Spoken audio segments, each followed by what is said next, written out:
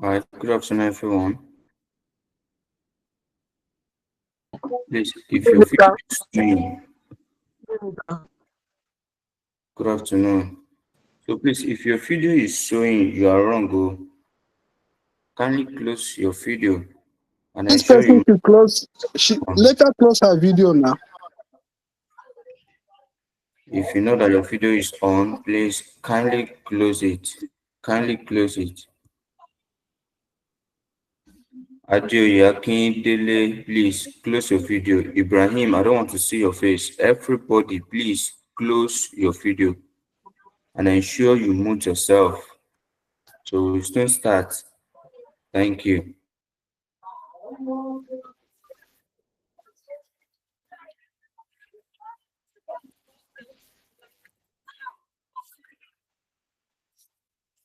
Madam Amaka, your video is on.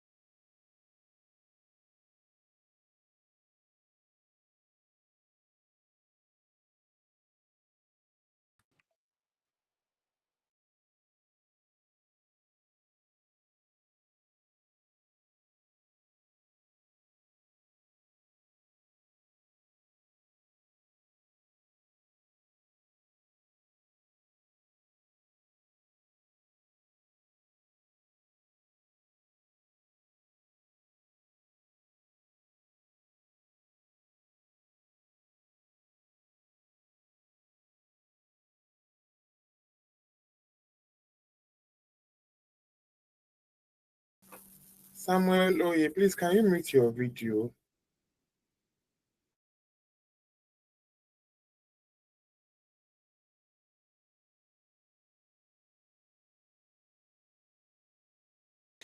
All right. Once again, I'm welcoming each and every one of you to class today. Please, before I go on, I don't want to see anybody's video. Ensure you close your video. And again, mute yourself. I don't want to be distracted in one way or the other. So we are starting without any further ado again. Please, no more noise, no more video showing. Please maintain your decorum. All right. Thank you. Olamide, what do you have to say? Daniel, please close your video. I don't want to repeat myself. Thank you. Also, let me start by sharing my screen so that we can begin and end on time. My name still remains the same, Kabiru Samson, so I will be your tutor for tonight as far as our PISA class is concerned. So the topic ahead of us is Chapter 3, Ethical Issues in Public Sector Accounting and Finance. So I want to believe you all can see my screen. And for people that are watching us through YouTube, I believe it's clear enough for you to see, right? Okay. All right. So ethical issues in public sector accounting and finance, which is chapter Sorry, I 3 of can't see your screen. I can't see your screen. I think it's your network. Basi, please off your video. If you cannot see my screen, I believe, like someone just said now, it is your network. So among every other person here, if it is only you that can see it, that means it should be from your home. And please do something on it and let's get started. In order to stamp out the rising cases of corruption, fraud, greed, and afference which are pervasive in the society, and in view of the need to overhaul the image of the country before accountability organs such as Transparency International, the federal government of Nigeria introduced various regulatory laws and measures. So this is what we are going to base ourselves on today. So we'll be looking at some bodies, some regulations that are established in order to see to it that the issue of corruption, the issue of embezzlement, the issue of fraud is being eliminated. Now, it might not be totally, eliminated like that, but then it has to be minimized. All right. So there are some bodies, and I want to believe that we are aware of those bodies. Talking about EFCC, ICPC, Code of Bureau, like that. So we are all aware of it, but we might not deeply know what they are into. So, and I'm happy to tell you this afternoon that each and every one of them have different functions, most especially EFCC and ICPC. So we do most of the times consider both of them to be the same, whereas they are different entities, they are different bodies. Are you getting it now? So today you are going to critically look into every one of them one after the other. Are you getting it now? And please do not take this chapter for granted. I've seen a situation whereby they ask in your question that they ask what are the differences between EFCC and ICPC. Trust me, you can find out. You will see that what I'm saying is correct. So please listen and listen good. It's for your own sake. All right. So the fourth body we are looking at tonight is EFCC, Economy and Financial Crimes Commission. The commission is empowered to prevent, to investigate, to prosecute, and sanction economic and financial crimes. Please, the way it's been arranged, so also give it to them, should in case they ask you for a definition or, the meaning of EFCC. Prevent, investigate, prosecute, and sanction. So first and foremost, they have to, not to allow such negative activities, talking about fraud, corruption, or whatever, to happen. Are you getting it now? So that is their core duty, to prevent.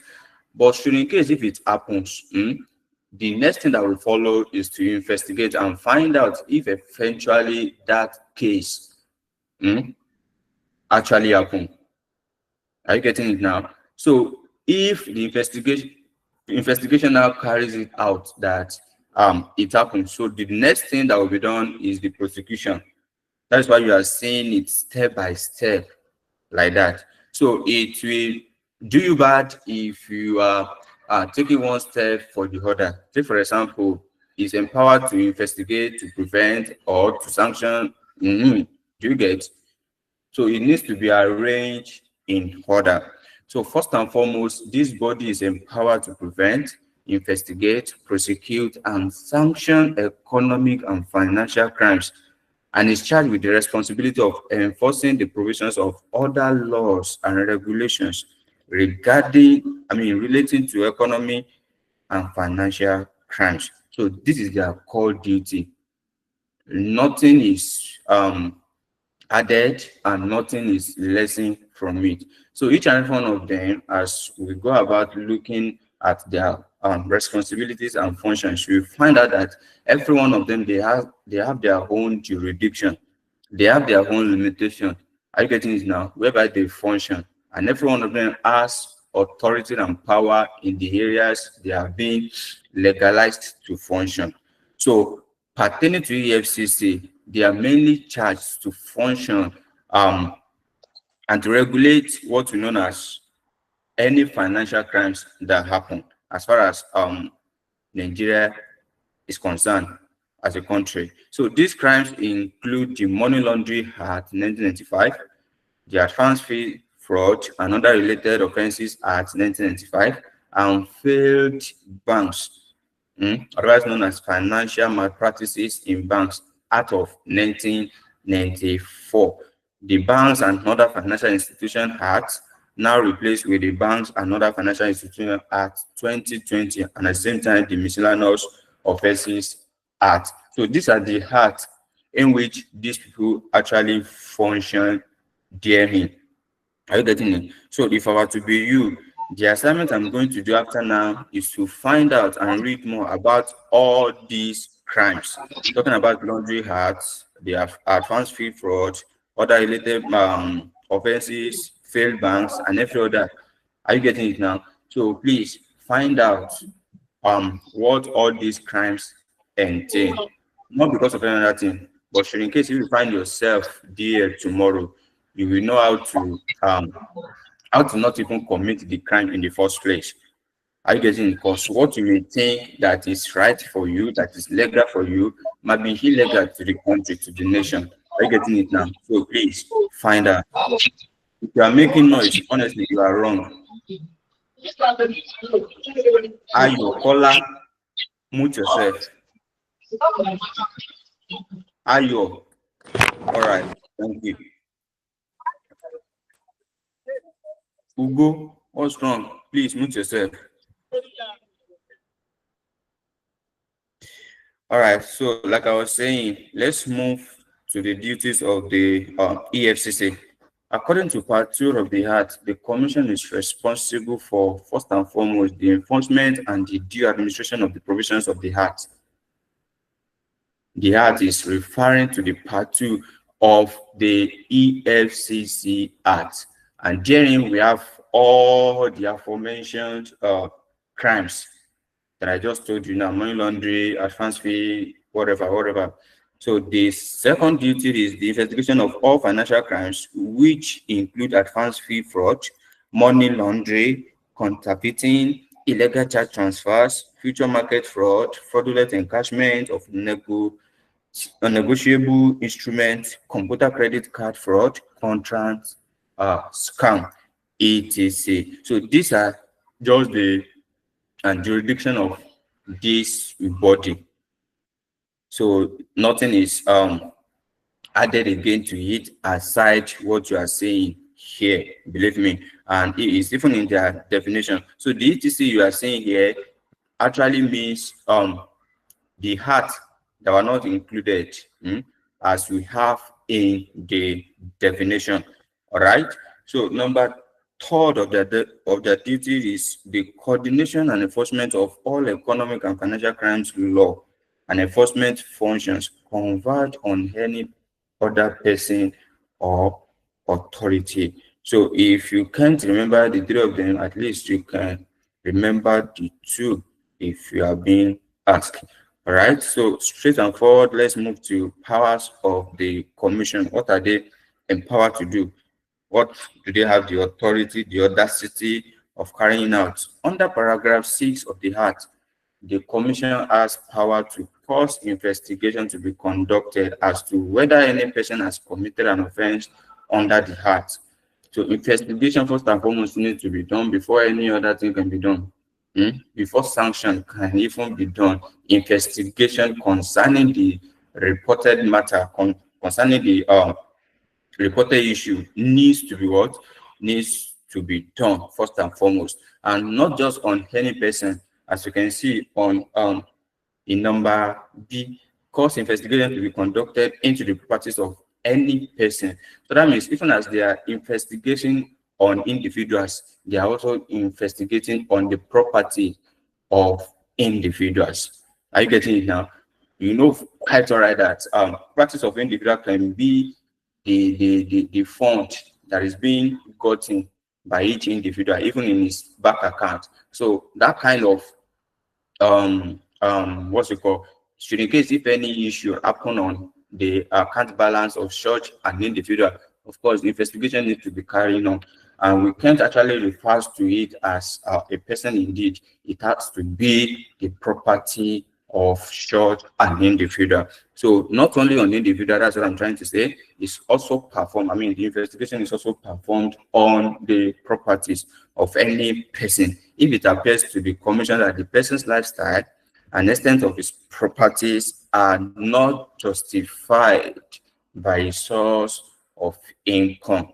So you need to know this, should in case if they come over to your company and then they start doing some asking and investigation is being conducted concerning probably the properties that is being processed by your company. they are eligible, they are authorized, they have the audacity of doing such. Are you getting it? So should in case you have access of defending your company, why not? You can go ahead and do likewise. So as you are seeing any person here, that doesn't mean it will not happen to any corporate or group of company. Yes, they carry it out to on group of company. So having said that, so let's move to another body. So the twin body compared to EFCC is what we known as ICPC, the Independent Corrupt Practices and Other Related Offences Act 2000. So the Corrupt Practices and Other Related Offences Act 2000 gave birth to the Independent Corrupt Practices and Other Related Offences Commission. The commission is a body corporate endowed with perpetual succession. It has a common seat and is juridic, that is, may sue and be sued in its corporate name. I believe you know that statement, that word sue and be sued. That means it's legally endowed, is legally given the authority of sued and to be sued in its corporate name. So it can carry out any duty as far as it's being governmentally concerned. Are you getting it now?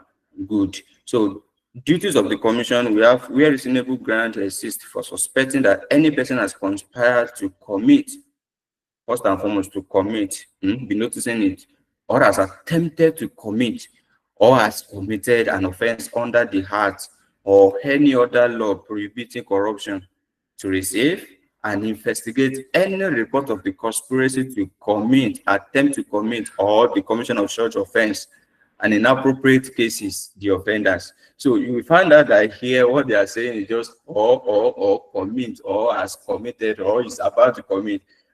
Are you getting it now? So what is essential here is whether the offense has been committed or it has not been committed, they need to find out. Investigation first and foremost. So as you can see, even in the first body, EFCC, they have the same duty too. So really, they don't just go around, arresting people, sanctioning them without doing their own background findings, without doing their own research to see to it that the information they get, they actually play their own research on it, investigate properly on it, and then they can do and undo as far as their jurisdiction permits so. All right. So another duty of DS is to examine the practices, systems, and procedures of public bodies. Mark that one, public bodies. So even if you are distinguishing between the EFCC and what's it called, ICPC, I believe by now you're supposed to have known some features that actually separate both of them together. So mark that word, public bodies. So I take it again, to examine the practices, the systems and procedures of public bodies, and where in the opinion of the commission, such practices, systems or procedures aid or facilitate fraud or corruption, to direct and supervise a few of them. So they are in charge of saying to you that the department, the ministry, the agencies that belongs to government are free of corruption, free of fraud. Are you getting it now? So unlike EFCC, we can say probably they deal with let's say private individuals, private group of company, as the case may be. Are you getting it now? So you can twist it and see to it that you bring out the best differences between the two of them. It's a key point that you need to actually note down. Okay. So the third one is to instruct, to advise, and to assist any officer, agency, or parastatals on ways by which fraud or corruption may be eliminated or minimized by such officer, agency, or parastatals. So the truth of the fact that is that they might not be able to do it alone. As a matter of fact, enlightenment and education needs to be done on their own part. See to it that everybody is carried along. And even at that, if they do it at the end of the day and people are still committing such crimes, so what they will do is to do their duties, and then it will just beat on the committed offenders, knowing fully well that they have been warned beforehand and they know what they need to know beforehand. Are you getting it? So it's their own duty to enlighten, to educate people, I mean public sector per se, to see to it that okay, the financial crimes in which they are under the scope of is being enlightened to every person, not to be given an excuse that I didn't know, we were not told. You get? So they are in charge of instructing, advising, assisting any officer or agency, parastatal, name it, ministries inclusive, on ways by which fraud or corruption may be eliminated or minimized. All right, so let's look at the offenses and penalties. Offense of accepting gratification, what to desire that you are not earning by your hard work, neither is it permitted to be allocated to you as a person, but then you desire of it and you ask of it illegally. That's gratification. So any person who corruptly asks for, receives, or obtains any property or benefit of any kind for himself, for any other person, or agrees or attempts to receive or obtain any property or benefit of any kind for himself or for any other person is liable for imprisonment for 7 years. Indeed, it's a way of curbing fraud or corruption, financial crimes generally. Are you getting it now? So liable for how many years imprisonment? 7, just 7 only. So probably if you've not learned your lesson and the offense has been committed, so when you return from prison, you might have learned your lesson. So number 2 offense is offense of giving or accepting gratification through agent. Peace out again, through agent. So that means you are not even you are not only the one collecting it by yourself or directly, you are accepting it through agent. On conviction shall be liable to imprisonment for 7 years. So that one too is not much, just 7 years. And every penalty here is just 7 years. Are you getting it now? So the third one is accept or giving of gratification to be guilty, notwithstanding that the purpose was not carried out or matter not in relation to principal's affairs or business. On conviction shall be liable to imprisonment for 7 years. And the last one is fraudulent acquisition of property. Fraudulent acquisition of property. Any person found guilty shall on conviction be liable to imprisonment for 7 years. So every offense here is being penalized through 7 years imprisonment. So if you are found guilty, no need of pleading for mercy.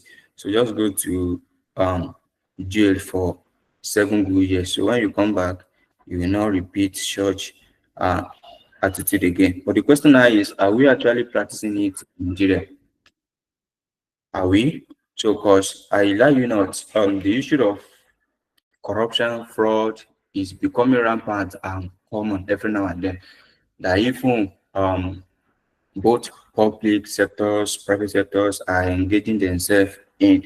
And really, truth be told, that even the bodies that have been set to look into it, they are saying it, but then they are not doing anything on it. So what I'm trying to say in essence is, in case you find yourself in any one of these bodies tomorrow, please, everybody doesn't make it right, and everybody does not equally make it wrong. But then you have to do the needful to see to it that corruption is being brought to minimum. All right. So another body we are looking at is Code of Conduct for Public Officers. Code of Conduct for Public Officers. You agree with me that every profession has the way and manner in which is being expected of such body or profession to behave in one way or the other. Accountants, we have our own code of conduct. Auditors, they have their own code of conduct. Lawyers, they have. So we have confidentiality, integrity, professional due care, name it. So as far as public sector too is concerned, they have their own code of conduct. So let's say if we can actually look at some tonight, okay? The fifth schedule, part 1 of the 1999 Constitution state that a public officer shall not put himself in a position where his personal interests conflict with his duties and responsibilities.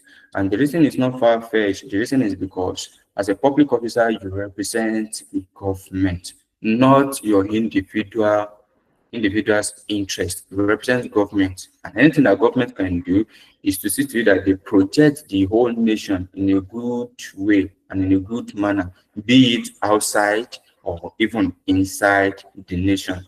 Are you getting it now? So in other words, as a public officer, you represent the government. You are an ambassador. So and it's expected of you to be carrying out some activities not at the expense of who you represent. Not at the expense of who you represent. So let's look at what is or what are these codes of conduct that were expected of public officers to carry out. Restriction on special officers. A public officer shall not receive or be paid the emolument of any public office just as he receives or is paid the emolument, except where he is not on full-time basis or does not engage in the running of any private business. However, no public officer shall be prevented from engaging in farming. What this simply means is you are not authorized to hold at least, let's say, 2 public offices at the same time. And if you hold, just have it in mind that it's only one remuneration that will be paid to you. Are you getting it now? That's what that is saying. You really need to hold the position that has been given to you in public office. You really need to hold it tight. But nonetheless, you are permitted to do your side hustling. Are you getting it? Of course, you can have your private individuals firm or organization as the case may be. You can even be running your farming business, agricultural business. So it depends on your ability, So if you have chance of going into that, you can actually engage yourself in. So another code is prohibition of foreign accounts. So there are some certain figureheads. Are getting it? There are some officers that are not meant to maintain foreign accounts. Take, for example, the president, vice president, governors, public governors, the deputy governors, ministers of the government of the federation, or the ministers, state commissioners, members of the National Assembly, and of the Houses of Assembly of the state, and such other public officers or persons as the National Assembly may by law prescribe shall not maintain or operate a bank account in any country outside Nigeria. And the reason is because if they do, it will be considered as expatriating Nigeria's money into another country. Are you getting it? Or possibly the money they are investing from this country, they are depositing it in another country's bank. Are you getting it? So that's how it's being considered to be. So you are not meant to have foreign account or maintain any foreign accounts. Yeah, president, vice president, governors. As far as you are at the top rank, at the top ranks, so you are not permitted. You are not allowed to maintain or run foreign accounts. But you see, so you get to know, if you find out that even president has many foreign accounts, as many as possible, not to talk of his subordinate. So, but then probably I can't really say anyway.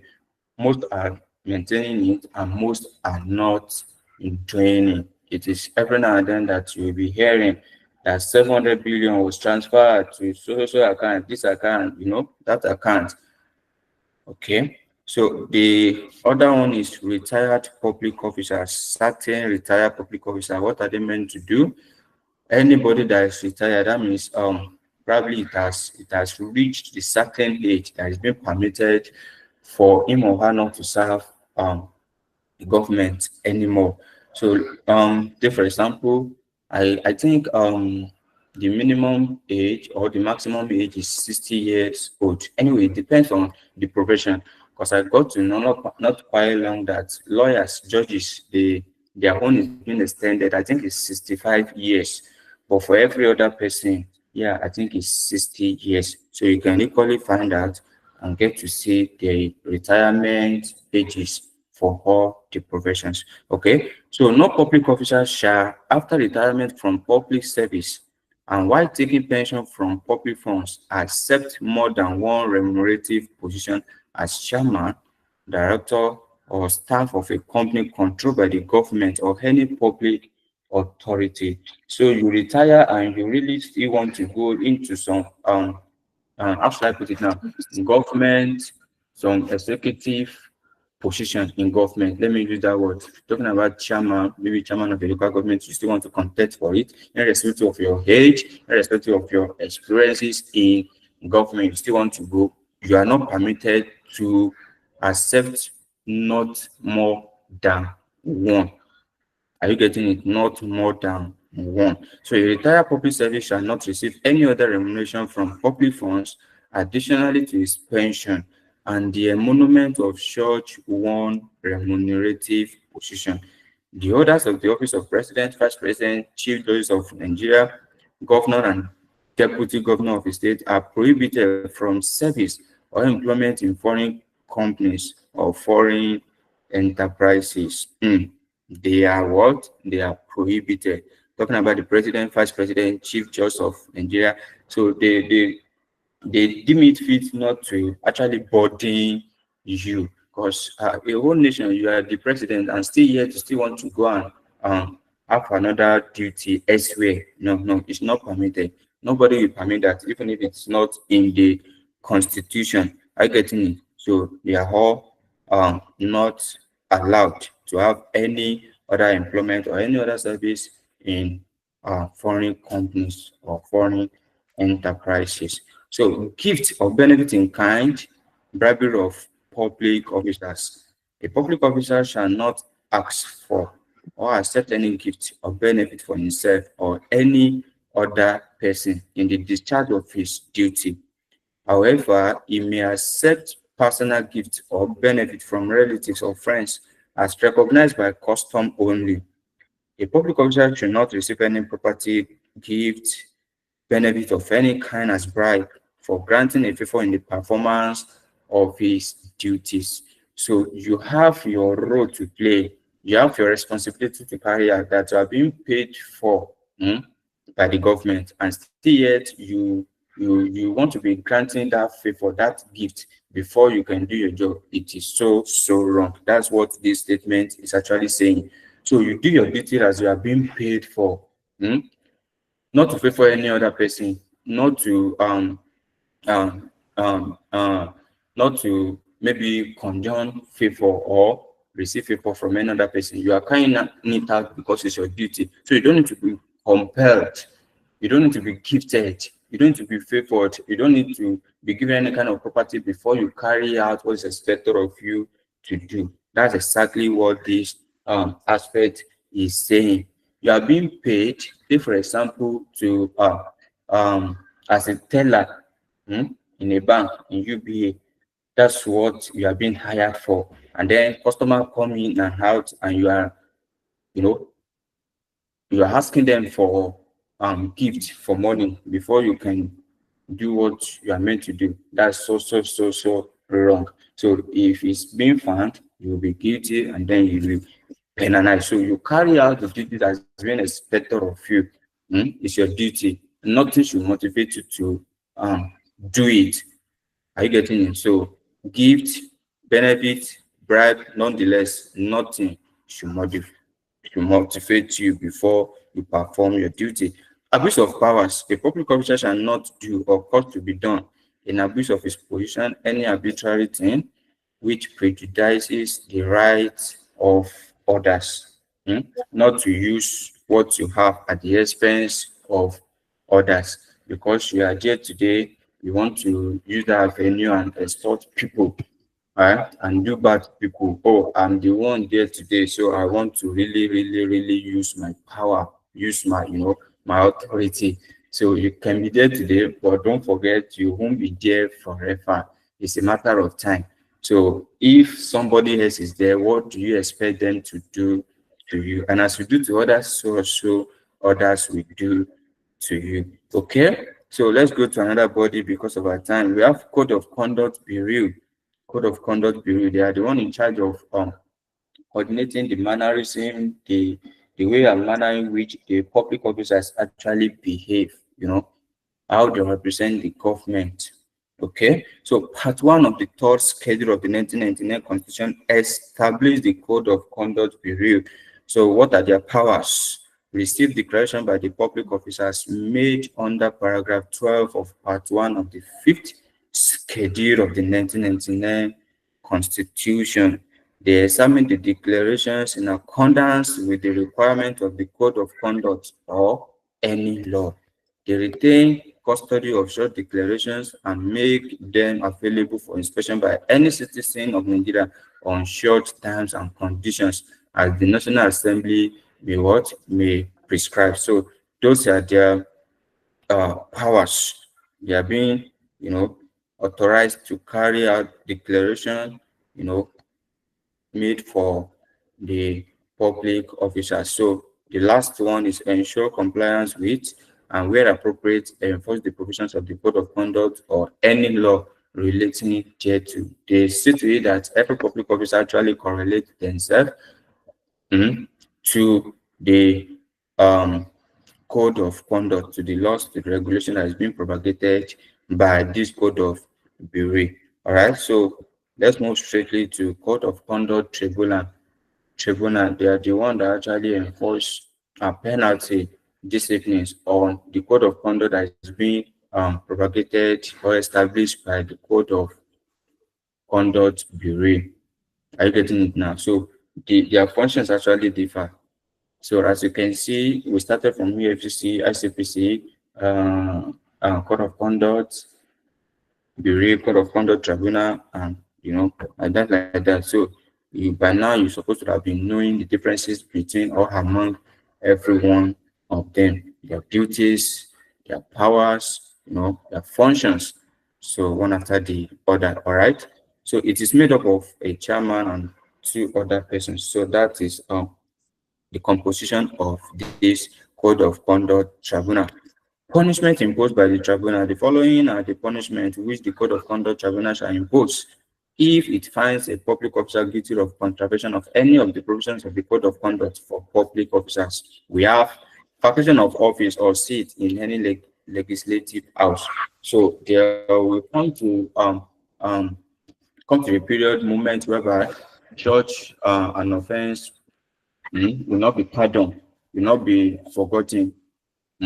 So the only penalty to it is the vacation of office. They will just ask you to leave. So that means your tenure has expired. So with the fact that you commit short offense. So if you've not been hearing of it before, I believe for as many of us that were alive back then, so to use that word anyway, when this man was sworn in, I mean, when he began his tenure, Tinubu, right? Yes, he so far so good. He has sacked so many ministers. Are you getting it? Even I heard of one here in Lagos that he actually intervened, and the result of it is that he allowed the person to just vacate the office like that. That is what we're actually talking about. So they are the one that implemented it, and they also are the one carrying it out.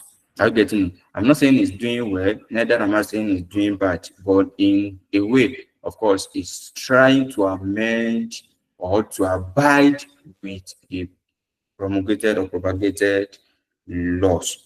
Okay, disqualification from membership of a legislative house and from holding any public office for a period not exceeding 10 years. So there are some offenses like that too that will actually lead to this one: disqualification from membership of a legislative house and from holding any public office for a period not exceeding 10 years. So seizures and forfeitures to the state, any property acquired in abuse or corruption of office. So in case if you are being found guilty, not that excuse me, not that they will seize your property for a period of time. No, the property will forever be for the government. So it won't be returned to you once you are being found guilty. Just be rest assured that the property is not coming back to you anymore. It has now become a state owned. Are you getting it now?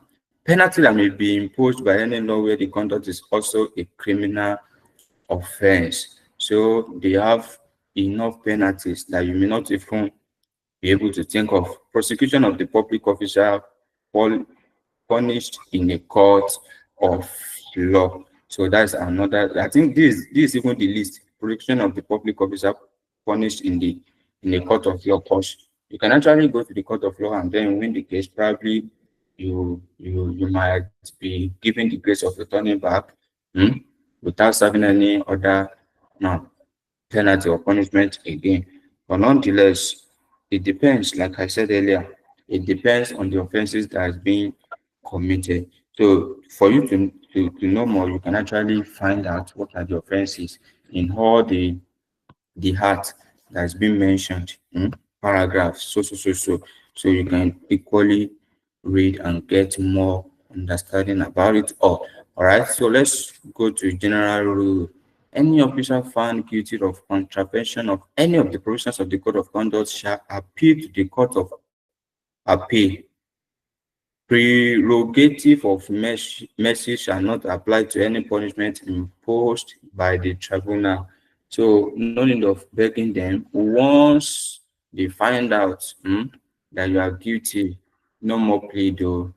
So no more pleading for mercy. So what will be done is to charge you straight and forward, first and foremost, to the Court of Appeal, and from then I believe they will take it up and the kind of punishment that is accrued to such an individual. All right. Public Account Committee (PAC), as the name implies, PAC, PAC, is a body established by law to study and examine in the report submitted by the Auditor General, especially in the areas of fraud or misappropriation of public funds. So you agree with me that when it comes to financial crimes, and the financial statement of such concerned person is saying otherwise. So what will happen is that once it's being audited or the auditor has already formed his opinion on it, so it will be passed to this committee that we call Public Account Committee (PAC) for them to examine critically. So at this moment they will not believe on what the auditor has submitted to them. No, they will have to carry their own investigation out. So according to what has been submitted, that's how they are going to do their own findings. Their own findings. That's how they are going to do it to assist to it that probably if the person is guilty, the necessary penalty will be accrued to the person in charge. So the body is to also make appropriate recommendations to the National or State Assembly. That means they themselves in return, they report to National or State Assembly. So once they are able to do their findings, so the next stage that they report to this National or State Assembly. So from there, they will know the next thing to do. Roles of Public Accounts Committees, what are their roles? The National or State Assembly approves the disbursement of funds through the Appropriation Act. It has relations with budgetary control. So I believe it's in your chapter 10 that you're going to learn budget and budgetary control. And when we get there, you will learn more better about Appropriation Act.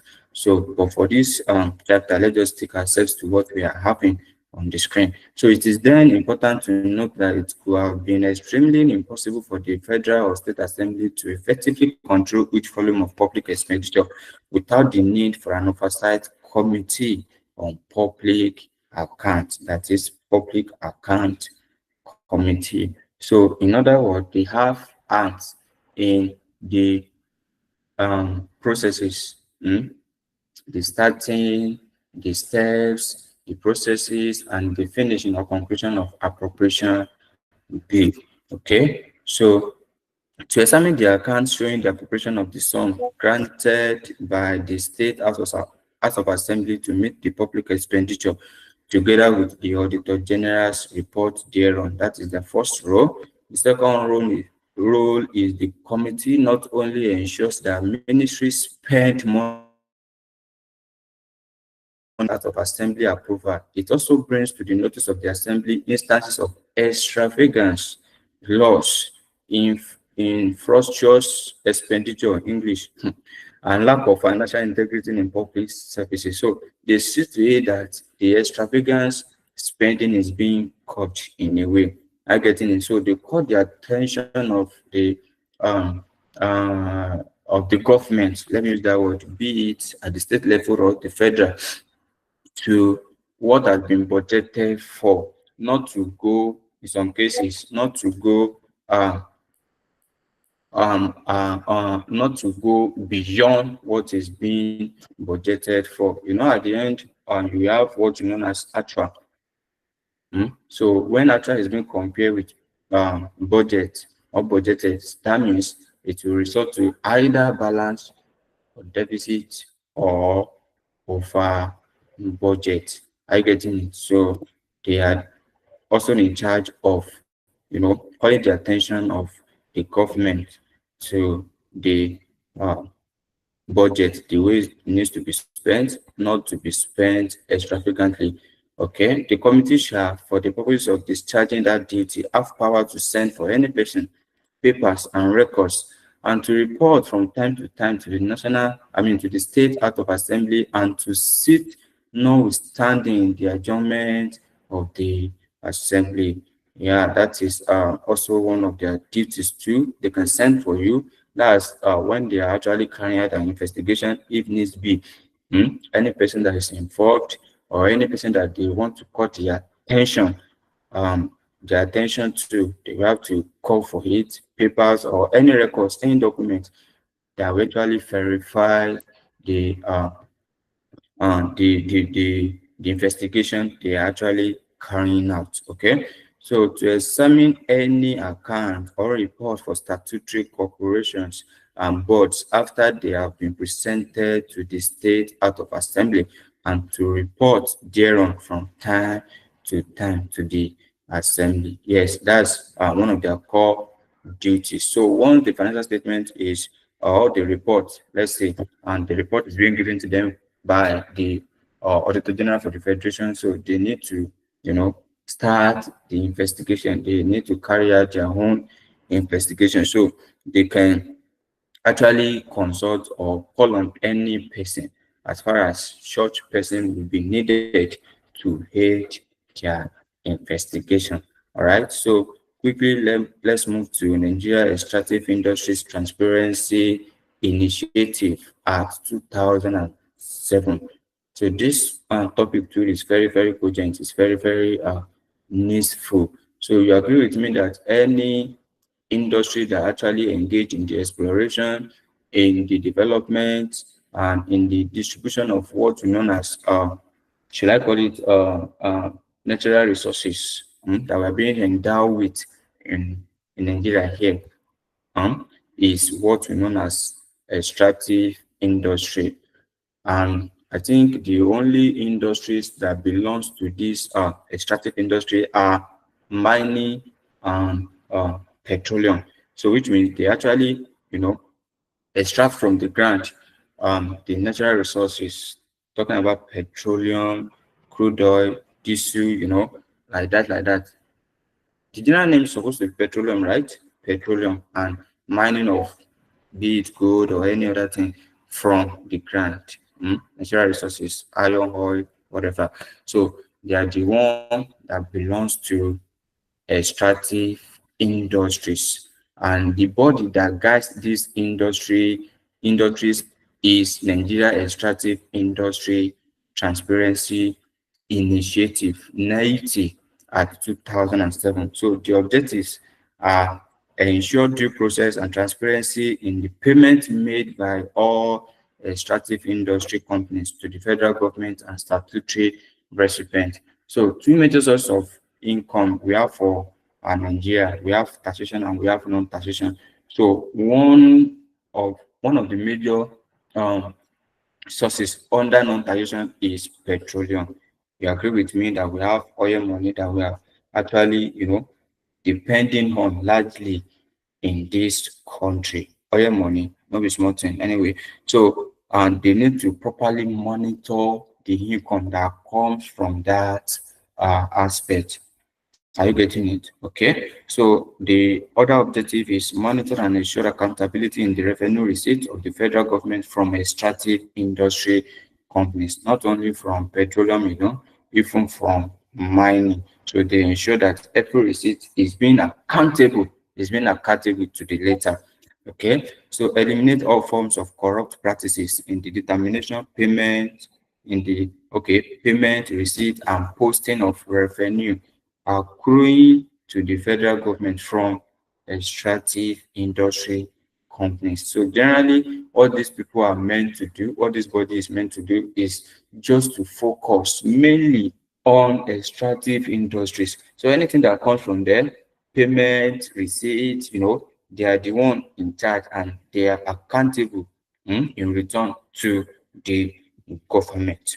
Are you getting it? So they report back to the government of every receipt that they made, even from these extractive industries. So it's something you can actually read and understand easily. So what are their functions? Develop a framework for transparency and accountability in the reporting and disclosure by all extractive industry companies of revenue due to or not paid to the federal government. So they are in charge of seeing to it that every receipt is being accrued from all these extractive industry. They will come up with policy that will be helping them to collect all these receipts, all this income from extractive industry. Evaluate without prejudice to any relevant contractual obligations and sovereign obligations the practice of all extractive industry companies and government respectively regarding acquisition of credits, budgeting, contracting, material procurement, and production cost profile in order to ensure due process, transparency, and accountability. Is not far from what I just explained now. So everything is in alignment with what they are meant to carry out, even in their jurisdiction. Number three, ensure transparency and accountability in the management of the investment of the federal government in all extractive industry companies. So in case, even if the government want to venture themselves in extractive industry, so they themselves will ensure that government is being put in order. So they need to know what it takes, what it entails. So they will be the one that will be guiding, controlling all the affairs of the business, extractive business that our government wants to actually embark on. Okay. Obtain as may be deemed necessary from any extractive industry company an accurate record of the cost of production and volume of sales of oil, gas, or other minerals extracted by the company at any period, provided that such information shall not be used in any manner prejudice to the contractual obligation or proprietary interest of the extractive industry companies. Not that you will talking about extractive industry that they will at the end of the year um, um, get some amount of money as their income, and then what they will be remitting will be far lower than what they actually earn. So they ensure that every report, every record is being given to them as at when due, and they maintain the accountability and the transparency aspect of it all. Okay, request from any company in the extractive industry or from any relevant organ of the federal, state, or local government an accurate account of money paid by and received from the company at any period as revenue accruing to the federal government from short company for that period, provided that short information shall not be used in a manner prejudiced to contractual obligation or proprietary interest of the extractive industry company on sovereign obligations of government. Okay, so that is that about that. So straight and forward, let's look at national stakeholders working group. So this narrative that we just talked about now, Nigeria Extractive Industry, Transparency Initiative. So they too are also under a body. So the body they are under that is governing them is what we know as National Stakeholders Working Group. I getting it now? NSWG. So what are their functions? Be responsible for the formulation of policies, programs, and strategies for the effective implementation for the objectives and the discharges of the functions of the NELT. So they are the one in charge. That means from there will come the policy, the guidelines, and every other thing that will be used by the NELT to see to it that extractive industry are being controlled. Not Okay, yet. after No, today. powers Yeah. of comment. That's What's Yes. the issue? What's the issue? Download. Just download. Please mute yourself. Who is that person?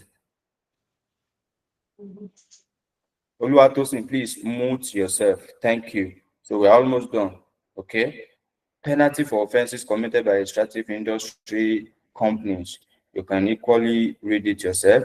I think for the first one, talking about false information or report to the federal government. Are you getting it now? So instead of you to give the true reflection of your record to the government, you are doing otherwise. So the penalty for that one is fine not less than 30 million. 30 million only. The money is not much. We are talking about extractive industry. So they have money. I'm telling you. So the second one is where the extractive industry has been convicted of an offense under A above. So in case you give a false report before, so once they find out, you pay 30 million, and that does not stop you from amending the report you've given earlier. So you are going to do it as expected of you. Okay, as an extractive industry company which delays or refuses to give information or report under this act. So in case you are not giving, or probably you delay, it's not during the stipulated time that you or the specified time that you give the report. So you are eligible to 30 million naira fine. It's not much too, so you can actually give it out. It's a petroleum or mining industry. All right, so here is where we are going to do our cutting for today. So special thanks to everyone for joining our class this evening. So in case you have any question, because of our time, I might not be able to welcome your question, but then you can do me a favor by posting it on group chat. So if I'm eligible to see it, of course, I will do the answering accordingly. So I guess you still have another class even after now. So I really don't want to bore you again. So it's more than 1 hour we started already. So our YouTube um students. So how are we doing? Let me check them. So there's no complaint from your side, right? So I want to believe everything went well today. Okay. So if you two equally have questions, please do yourself that favor by putting it on the group. I believe. Okay. Yes, I'm currently here now. So we are stopping from here tonight. So hoping to meet you again next week by Don't God's forget to grace. share the So, notes. all right. Goodbye, everyone. Don't forget to share the notes.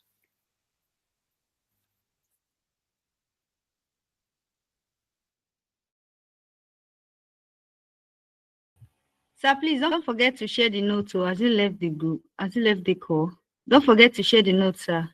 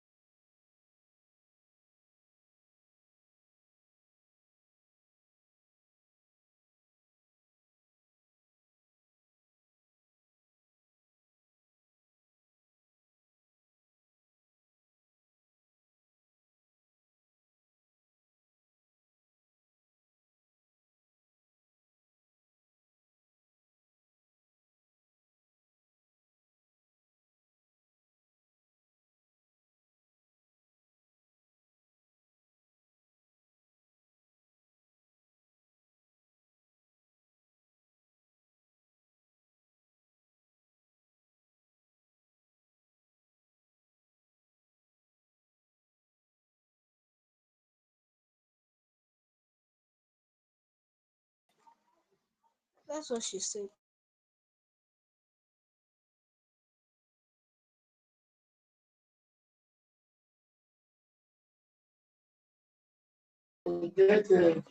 Is the class end?